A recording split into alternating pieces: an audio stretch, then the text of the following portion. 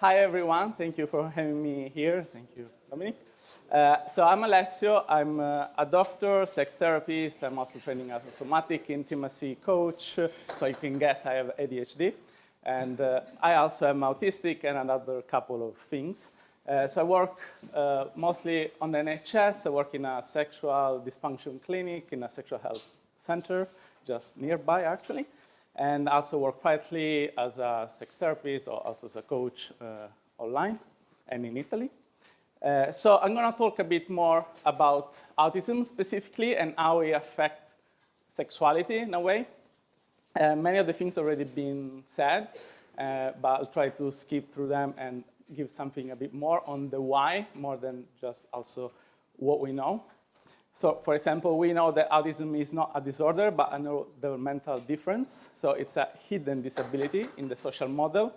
Of course, many of us may be trained in the medical model, but we know, I guess everyone is aware of the social model of disability, so I will not go too much on this. And also we know that neurodivergence, it's an umbrella term that involves many things that can be either acquired or inherited. So we can, I don't know if you can see the PowerPoint, but so for example, CPTSD or brain injury are examples of acquired neurodivergence. So it can come later in life, while all the others are like inherited. So they're usually present since birth. So although when we talk about neurodivergence, the main things we are talking are autism, ADHD, or dyspraxia, dyslexia, because there is a lot of overlap on these things, and that's why even if I'm talking mostly about autism, you will see some of the things overlap, and we will see also why. Also, I want to just touch on the neurodiversity affirming language. So like 70% of autistic people prefer to use identity-first language, so autistic person instead of person with autism, and using high or low support need instead of low or high functioning. But some people prefer the opposite, so it's always important to ask.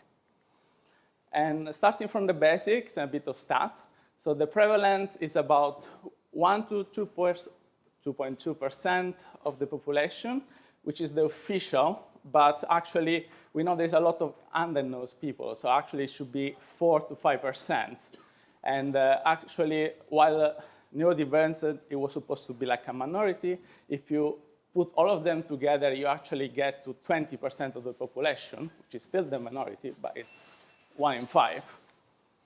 So, and also, contrary to popular belief, majority of autistic people do not have associated intellectual disability, which are part of most of the stereotypes that you may know about autistic people. There is also a male-female ratio, talking, of course, assigned female or male at birth, because that's how the studies were done, which initially was supposed to be 4 to 1. Now we see 3 to 1. So, but now, actually, it's even 2 to 1. And theoretically, there should be no difference. It's just that many people assigned female at birth are misdiagnosed with something else.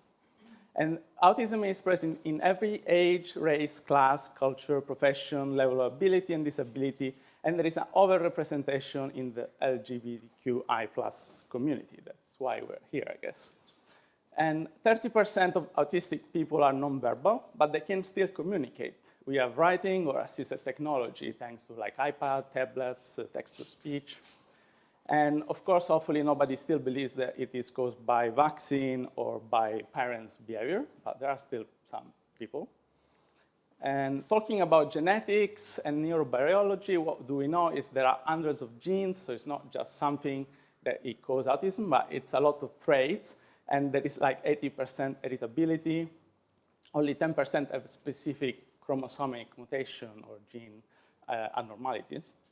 And several studies have shown that there is this association with autism and different variation in how the brain develops in different parts in the anatomy and how they are connected between each other. So for example, there is over-connection in some parts and under-connectivity. So for example, the amygdala, which is responsible for the emotions, and frontal lobe, which is responsible for the executive functions. And there are lots of neurotransmitters involved, which are mostly the one that we deal with when we prescribe medication for depression, anxiety, et cetera, et cetera. So that's why it's important to be aware. We also notice there is a lot of difference in the function of the autonomic system. So like the sympathetic and parasympathetic nervous system, they work differently. They are the hyperactivity of the sympathetic system and hypoactivity of the parasympathetic. Also, the hormonal action is much more intense, especially in the phases where there is a change. So when there is puberty or when there is the menstruation, pregnancy, or going through menopause, all of these phases can mark a different change in mood and behaviors because of the hormonal imbalance or change. And also, what we notice, there is a different response to many medication, especially the one that cross the barrier in the brain, which are mostly the one that we can prescribe for depression, anxiety, etc. And they may actually need the lower doses than we actually prescribe that you can find in the formulary, or they may need higher doses, much higher than actually is approved legally to prescribe. And also they can have a paradoxical effects, and that's the reason why stimulants actually make a person with ADHD calmer instead of more stimulated. Then talking about the spectrum, I went too fast. So, aren't we all a bit autistic? That's what we all hear, and I guess in this room maybe. But usually when you tell someone that you're autistic, that's what you get. You don't look autistic, or aren't we all a bit? So actually, no. When we say someone is autistic, it means that he has a lot of differences from the neurotypical. So there are differences in many parts of how their brain works. So you may have some of the traits for many reasons. For example, as I said, also acquired complex PTSD, but that doesn't make you autistic. And every autistic is also different because it can have spikes in different areas. So you can have sensory processing differences, but someone may have more sensitive to some type of touch, some to the lights, etc. And why is it important to be aware? Well, autistic people, life expectancy is much shorter than normal population, so 15 years shorter, and suicide is the second cause of death in autistic people, because 80% of the autistic adults without intellectual disabilities, they will develop at some point mental health problems. And also, as you can see, there is a lot of much more sexual violence experienced by autistic women assigned at birth than allistic ones. Allistic is the opposite of autistic because neurotypical means it's the opposite of neurodivergence. Maybe this may not be clear to someone. So you may not be autistic, but you're still neurodivergent. And because maybe you are ADHD or you have epilepsy, so you're neurodivergent. But if you are allistic, you are not autistic. And what do we know about sexuality? So we know that autistic are more likely to be asexual or to be sexually attracted to more than one gender, to have non-conforming gender identity, to be polyamorous or non-monogamous, to engage in BDSM or kinks, and they're less likely to be in love or in a relationship and a shorter duration. Although there is also, this is also because of the last one, so autistic pairing is much more successful than autistic with neurotypical in couples. So that's also where there is the issue in the relationship satisfaction, usually. So talking about the common autistic traits, because as we said, everyone is different, but these are the key things that we can see in autistic people. And we talk a bit more about each one. So the main one is sensory processing difference, as been already mentioned. And we can see that the brain is amazing. It processes about 11 million sensory impressions per second. But our brain has a filter, and it only is conscious of like 40, 50 of them. When you are autistic, actually this filter, it works differently, so you get much more inputs. So you can see the difference with the same, this was a visual stimuli, to a neurotypical brain and the autistic brain of Temple Grandin. I don't know if you have heard of her. And that's, you can see what actually happens in the brain, just looking at the light. And this can cause either hypersensitivity or hyposensitivity. So hypersensitivity, like a normal stimulus, like touch, can actually feel painful, or hyposensitivity, so like a very strong touch, it doesn't feel at all. And that's why it can happen, like many autistic people, they end up to the emergency room and they feel, oh, I have something to my leg, and say, oh yeah, it's just a sprain. And actually they have a broken leg, but they're walking on it because they don't feel the pain. And this hyper and hypo can change based on many factors, and one of them, as already said, is having control of them. And these are the senses. We are told maybe we have 5 senses, but actually we have 8. So we'll go to them quite quickly.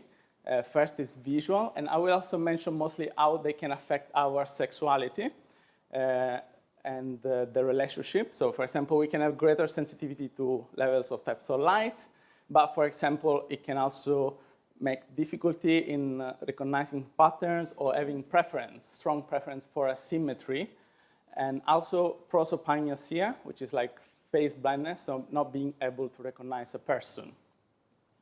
And also what is quite common in neurotypical culture is like forcing eye contact is actually seen as like something intimate and that stimulates connection.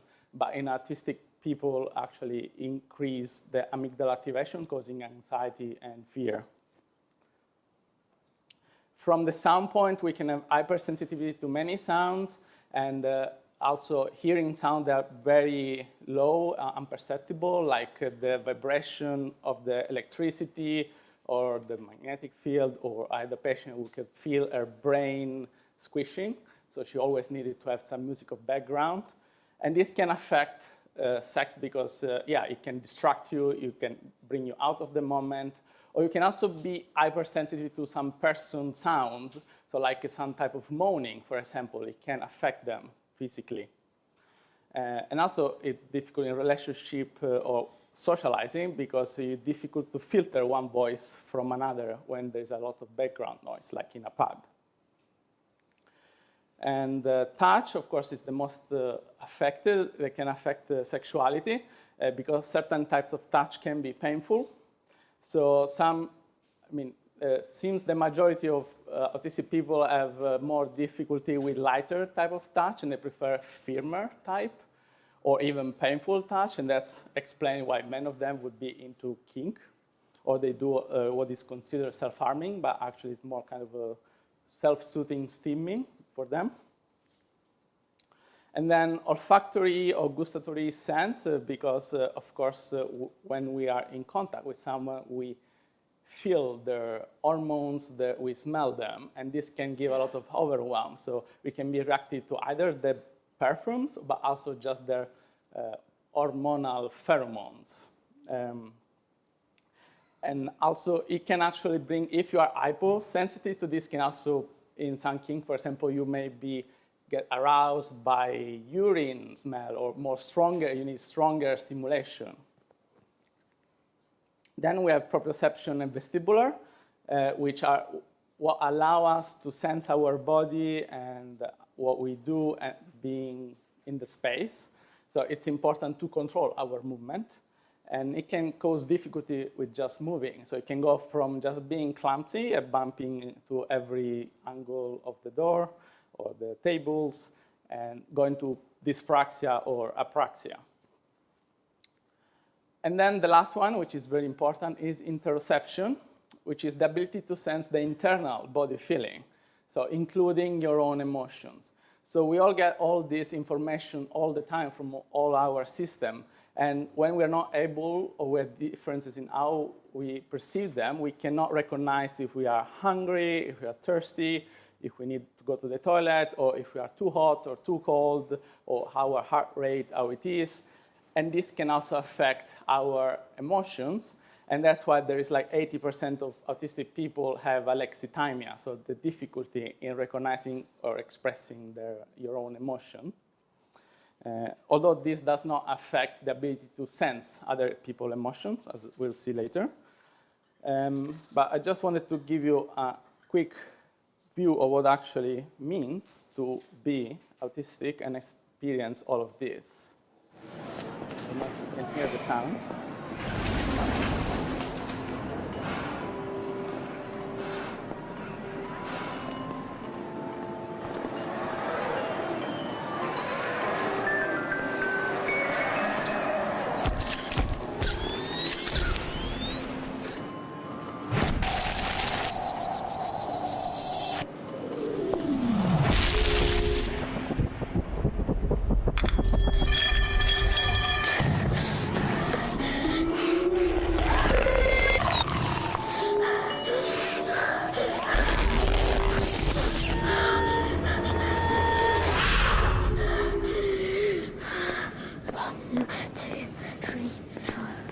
Six, 7, 8, 9.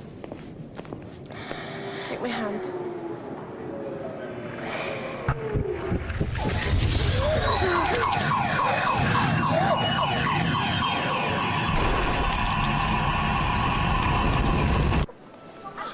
No, Alex.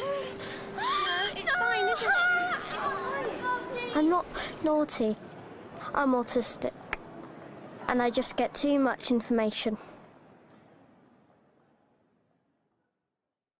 And okay, so going on, just talking about other ways to understand what's happening in the autistic mind, it's very important to know about the monotropism theory, which actually was also developed by autistic researchers. So it's basically the idea that in autistic and also ADHD people or most of the neurodivergent people, we can see the brain focus most of the processing power in a small number of inputs at a time, missing or ignoring everything out, like in a tunnel of hyper-awareness. This is not the same of like being multitasking, because nobody actually is able to multitask, but it's just the brain processing multiple things at the same time. And this is one of the reasons why we have special interest in autistic people, which is like when we get passionate about something, a topic, we go very deep into it and we get absorbed to the point that you forget to eat, drink, sleep, etc. Or it's the same, maybe what is called in ADHD hyperfocus, kind of. Also, what do we have in autistic people? We have a preference for bottom-up thinking. So like when processing anything, we start seeing the details first, and then we come up to the total vision, instead of a neurotypical, what we typically do is seeing the image. So for example, looking at this image, they will say, oh, it's an image, it's green, it must be a forest. Instead, an autistic person will look at it and say, oh, there's lots of trees, so this is a forest. There are pros and cons. For example, the cons of the top-down is that if you see something green, you can say it's a forest, but actually it's a swamp, which is also green. So it can make you make more errors. The cause of being detail-oriented, it takes much lower processing time to do it. And that's the second part, where actually what is affected is executive functioning. So it's the function that we use with our cognitive processes that help us manage our life, or what we try to do at least. So problem solving, decision making, controlling our actions. So you can see these are the main ones. So being able to plan, organize, task, self-control, task initiation, time management, the working memory to do multiple things at once, attention, flexibility, perseverance. And you can see all of this, they can differently be affected in either people with ADHD or autism. For example, some person with ADHD, of course, what we recognize as ADHD is because there is no self-control or maybe less attention, and maybe autistics, like as a stereotype, there would be like more rigidity, so less flexibility, And they're all affected, for example, task initiation and time management, because the brain, being monotropic, it takes too much time to process a change from one function to another. And you lose track of time, you forget what you need to do after, and these affect everything. I skip maybe one. Okay. Then we have social communication and interaction differences because of this. So we are usually very literal and do not enjoy small talk, because small talk is usually, it doesn't make sense, just to put it simply. And we don't follow conventional rules about conversation, which sometimes can be seen as really rude. So especially because we tend to be very concrete and honest. And sometimes we can make eye contact, but because we are pretending that we want to do it, not because we really like it. And they usually prefer online communication or one-on-one interaction, because this is mostly because talking to many people, it means multiple conversation to process, and it makes it more difficult to understand when it's your turn to talk and what to say. You have to think what the others say while you're still thinking what I'm gonna say. And this also makes it more difficult to understand the intention of the person and if you're being lied to, and also asking for help. Then one of the myths, of course, is that autistic people do not have empathy. And this actually has been disproved by many papers. Actually, there is some studies showing that autistic people are more empaths than neurotypicals. And there are two reasons for this. One is what we call the double empathy theory. One is that it's not just we are not able to understand what autistic people say or do, is that they also have difficulty understand what we say or do. So allistic to allistic communication is not affected, as well as autistic to autistic communication, because there is difference in communication style, simply.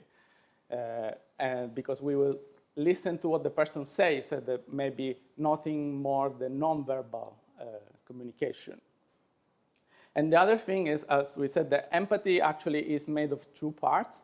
There is the affective empathy, which is like sensing the emotion of the other person, or like some more spiritual person will call maybe sensing your aura. And cognitive empathy, which is actually being able to identify the cues that allow you to understand what they are feeling and how you can help them. And this is the second part where autistic people maybe sometimes can struggle, especially because, as I said, we have high affective empathy, so I can feel you are in pain, but then I ask you, how are you? You tell me, I'm fine, and how can I help you if you don't tell me how you're feeling? Then we have repetitive behavior, which simply because the mind takes a lot to process everything, we prefer routines and can be upset by change, especially if unexpected. And that's how we can self-soothe through repeating also stimming. So either body movements or vocalization, what is called echolalia. And important to notice that the difference is like a stim is not a tick. A tick is involuntary, so it cannot be stopped. A stim, although you shouldn't, but it can be stopped to mask. Then when it gets too much, then we get to meltdowns and shutdowns. So they both a sign of overwhelm, either sensory or emotional, and when there is not enough time to process what's happening. So we can divide, like meltdown is more like a fight or flight response. So it can be either crying, sobbing, hitting, or kicking yourself or also others. Or shutdown instead of going like into a freeze response. So no energy, difficulty communication, or actually also situational mutism. And why this happen? And why is it unpredictable also? It is useful to use this bucket model because everyone has a bucket of stress. The main difference is the autistic bucket is usually smaller than neurotypical ones. And also the autistic bucket does not empty by itself. So this because of difference in the demethylation process of how we process stress response. But so every time we get sensory overload, change of plan, everything of this slightly fill the bucket. And then maybe it can be something really small, and that's why you can think that the person is overreacting. Maybe it was just the chair in the wrong position, but then they start kicking people. Because it's just the last drop of the bucket that causes the overflow. So how they can be regulated or prevented is to like spending time alone or allowing stimming, and also spending time in their special interest, which allows them to recharge. What to do if it ever happens to be with a client. So the important thing is to stay calm and be reassuring, avoid eye contact, engage in conversation, remind them that despair will go away, find a quite safe space for them, and allow them to processing them by themselves, encourage them to rest, and reduce potential triggers, so like turn off the lights or sounds, anything that could be causing the overwhelm, and do not push them to snap out of it. And also do not touch, of course, unless given permission. So maybe just for this to think at home, how sensory friendly is your workplace environment, and considering both clinical rooms and what could you do to make it better. And then talking about late diagnosis. So like if we have a client when we think it might be autistic, ADHD, whatever, does it matter? And as we already heard a bit the story about the being zebra or a horse, it really matters for many reasons, especially because if they're not being picked up since they were a child, it means that they are masking or camouflaging. So they are pretending to look neurotypical, even if they're not. And this, we know for sure there are lots of adverse outcomes. So as low self-esteem, isolation, loneliness, decrease in psychological well-being, exhaustion, autistic burnout, and increased suicidality. How it can look like can be like, this is like ignoring your sensory needs, hiding the stims, or withholding meltdowns, because yeah, everyone thinks, oh, I never had the meltdowns. But when you're a child, maybe you are less able to withhold them, but when you grow up, there are more capacity to maybe suppress them and just feel it internally. And trying to act normal and act as a different role and persona, so that's why many autistic people are actually good actors, like, I don't remember the name now. How it can look if you're going to burnout is just like loss of skills, looking clumsy, exhaustion, memory issue, appearing more autistic because you're not able to mask anymore, having a low mood, which can often be misinterpreted as being depressed, and being more easily overstimulated, and also an increase in meltdowns. That's all of the things that can be actually misdiagnosed or where we need to consider when we consider autism. So you can see ADHD, anxiety, bipolar, depression, OCD, personality disorders, PTSD or complex PTSD, and schizophrenia. There are many more. And we'll see if I have enough time to go a bit more into this. What also is important to know is that there are also other medical conditions that are co-occurring with autism. And they are in alphabetical order, but ADHD is also the most frequent, like 70%. But you can see is like anxiety. Actually, I don't think there is an autistic person who can live without being anxious in this world. And there's a lot of things like here, like autoimmune condition, chronic fatigue syndrome, or fibromyalgia, long COVID, Ehlers-Danlos syndrome, which is like a extreme form hypermobility, but also that is a spectrum. So also hypermobility is highly associated with autism and neurodivergence, or POTS, sleep disorder, or also gut problems. And the reason for this now we are discovering it's actually because it's not just the brain that develops differently, it's all the connective tissue that is different. So all this is affected and all the connection works differently. So there is a lot of overlap between hypermobility and neurodivergence. And then, yeah, okay, maybe we have still 5 minutes. And so one of the things I just wanted to talk about the overlap, which is really important, is between autism and ADHD. you will have the slides. So I actually highly recommend to have a look at this Instagram or the website of Dr. Neff, that she does lots of very interesting Venn diagram and blogs for who is really nerd about this. And why we have such higher percentage of ADHD, how we call now when there is both of them. The reason is that, at least the idea is that if we consider how the brain develops, social communication is one of the first functions that actually are developed by the brain, because it's fundamental when you are a baby to survive. If you're not able to communicate with your carers, you're gonna die. And then all the others brain function develop. So the next one, it would be like body movement, so like dyspraxia. So if the first one is affected, it will affect also the one that develops later. So most of autistic people will also have some form of dyspraxia, hypermobility, or clumsiness.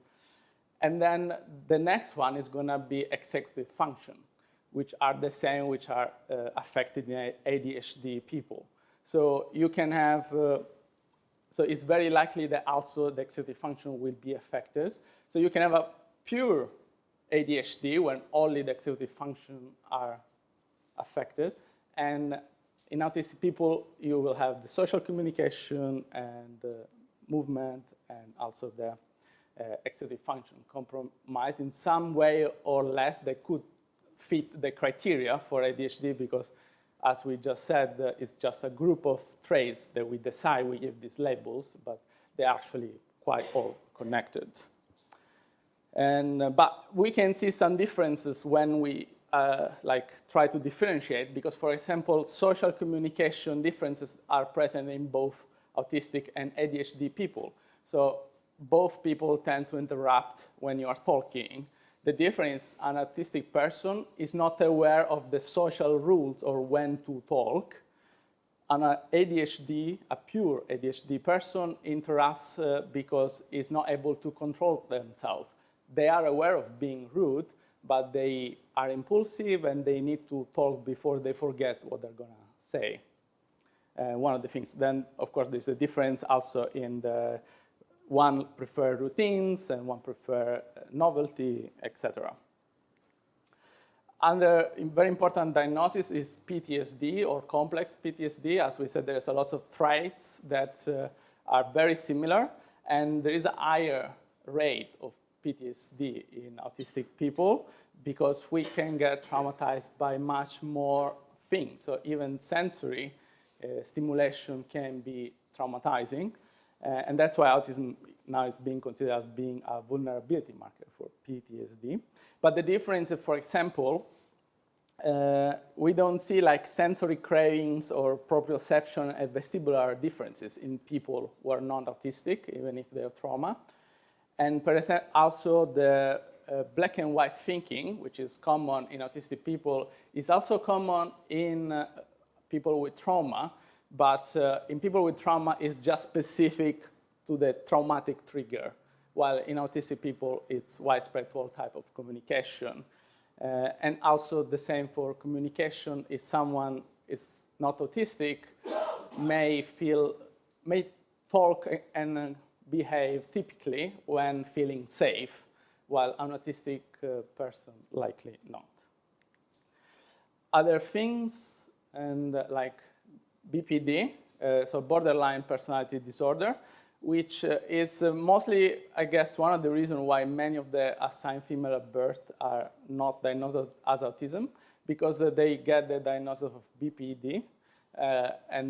Although the DSM actually said that you should exclude autism before you could make that disorder. And some psychiatrists actually say that BPD doesn't actually exist, it's just autism not diagnosed, but that's difficult to prove for now.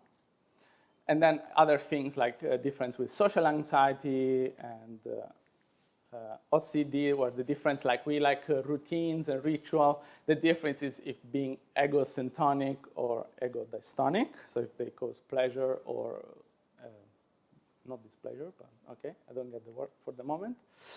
Or schizophrenia, because also, as we said, we take things very literally. So if you ask a person, do you hear voices right now, and you are in a room, only with them, but then are able to hear someone back on the back of the building or outside on the road. They will say yes, and then they get a diagnosis of schizophrenia. And like one of my coach, she was for 5 years on medication for schizophrenia and without any benefit, of course, until then they discovered she was autistic and now doesn't need them. So reflection time, how many patients or clients you have that could benefit from being assessed for autism or ADHD? Think about assigned female at birth, of course, minorities, older patients, especially the ones that have multiple mental or physical health conditions, especially the ones that don't respond to treatments. And they complain a lot from symptoms or medication side effects, or they have a history of aggression or a difficulty relationship with health professional. And if you want, you can signpost them to most of the screening tests actually available online.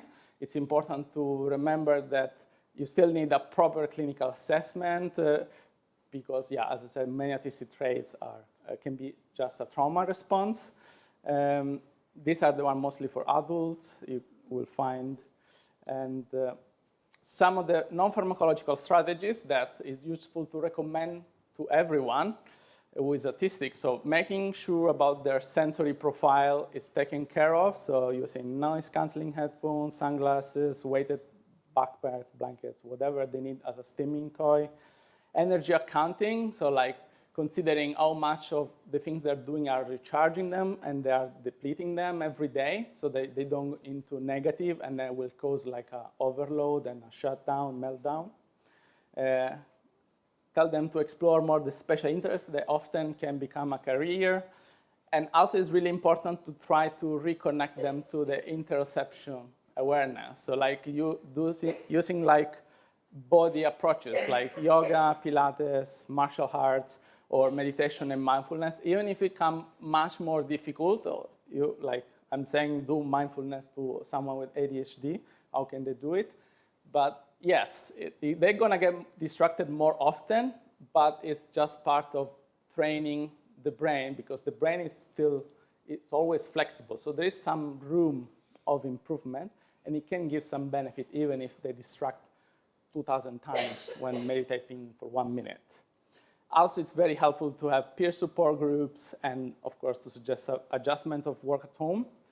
And lastly, of course, here we're at psychotherapy conference. So psychotherapy and CBT. CBT is the god by the science as a treatment. But actually, what the study shows that CBT is seem effective from the parents' point of view, but autistic people don't usually respond. They don't say have any benefit from it. And the reason is because most of the time, any type of psychotherapy intervention is not adjusted to take in account the autistic needs. So just keep in mind that. And lastly, just to say the strengths, capacity to deep focus, attention to details, accuracy, analytical, spotting patterns, excellent long-term memory for facts, unique thought process, thinking outside the box, creativity, in-depth expertise in their special interests, accepting differences, less likely to judge others, may question norms, strong sense of justice, integrity, honesty, and commitment.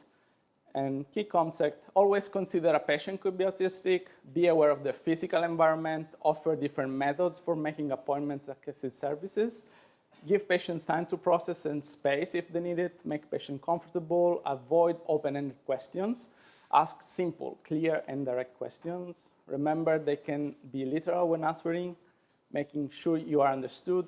Do not take personally their stimming. Be flexible, save the sensory needs at adaptation in the records, like autistic passport they're doing now in some hospitals, and believe the autistic person, most of it. Thank you, and I think we still have a bit of time for the questions.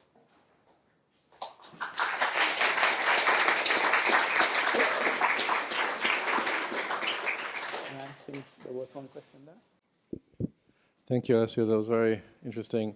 I saw in the test, in the online test that you listed, there was one called ASPI, and I'm asking. I want to ask if it's now widely accepted that Asperger's isn't a term that people use anymore, Because sometimes clients may come and say they think they're Asperger's, and I guess I wanted to ask if there's consensus now that this is not something that's being used.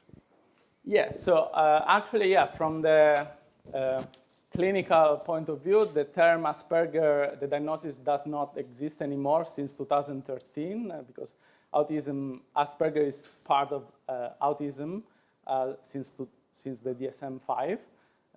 Some people, especially the one diagnosed before, they still prefer to be called Asperger. Some prefer not because the connotation with Asperger being Nazi, etc. But yeah, the majority is still a term widely recognized, especially by people that before were also assigned the label high-functioning autistic, which often was used interchangeably. But yeah, now the term is just autism in a different way.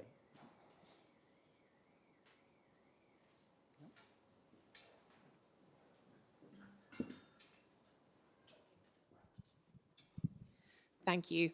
I was really interested in what you were saying about CBT as a non-pharmacological intervention, and saying that a lot of the difficulty with that is that it's not adapted to autistic and ADHD people.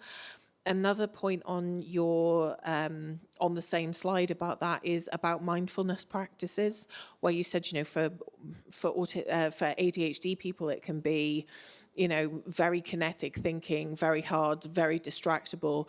But I also know from some of my autistic clients, I actually had a client have a meltdown in a session recently, not because I was suggesting that they did mindfulness, but just because I mentioned it. And they said, everybody always tells me to do mindfulness, but the problem is I'm constantly overwhelmed with the present moment all of the time. I'm having all of the input. I can't do anything other than hear that car alarm that is going off outside right now and all of the sounds that are happening around me. And I'm acutely aware of my breath and my heartbeat and what is going on in my body all the time. I don't want mindfulness. I want the opposite of mindfulness. I want to get out of my body, not into it. So that feels like another really important area as well. And I was wondering what you were thinking about that in terms of tailoring some of the other aspects of non-pharmacological therapies for these people. So, I mean, I didn't learn mindfulness, so I don't have much expertise on this, but I heard also this from experts who do mindfulness with clients. But I think the difference is like, yes, we are always overwhelmed by things, but that's where what we want to achieve is actually to get in that monotropic state of mind where we can ignore all the other sensations that are driving us crazy, and we focus on only one part. So that's why the difficulty is like when they usually tell you to do mindfulness, say, okay, just notice how your body is feeling. But the body is too wide and you get too many sensations. So actually it's easier to focus on one sensation only. So like focus on the air coming through the nostril and more than just on the whole.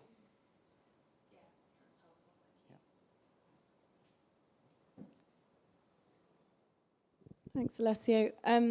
You had a slide on OCD and autism. Yep. And I come across autistic, ADHD, and ADHD folk who have had OCD diagnoses, perhaps prior to understanding that they're neurodivergent. And then the question is, hang on a minute, what is this actually OCD? Is this just an external neurotypical medical view of stimming or of movement or of repetition that is about the need for something to be just right? And you used a word starting with egosyntonic. Could you explain that, please, those two, ego? Yes, so egosyntonic is when you do something and it's like, syntonic means like on the same level with what you think or believe, and ego dystonic is the opposite. So egosyntonic is like, oh, I'm closing the door 10 times, but I don't want to do it. I have to do it. Instead, and that's ego dystonic. If it's egosyntonic, okay, it's I want my room to be perfectly in this order, and if anything is not perfect, I get upset because I like it like this. Hope this clears up. Yeah, that's helpful. And I'm not sure that those words are being used within the OCD environment from a diagnostic perspective for neurodivergent people. Mm. So yeah, there is, if you go on her website, there is actually a very detailed and longer post with all the tips and tricks to notice when you have to try differentiate, because of course there is a lot of co-occurrence. So because actually that's how our brain works, it's very likely that you can develop some form of OCD at some point also. So it gets difficult to differentiate. But if you are aware there is autism also, you can see, okay, this is more my autistic way of working, and this is what I actually need to work with. Alessio. Thank you.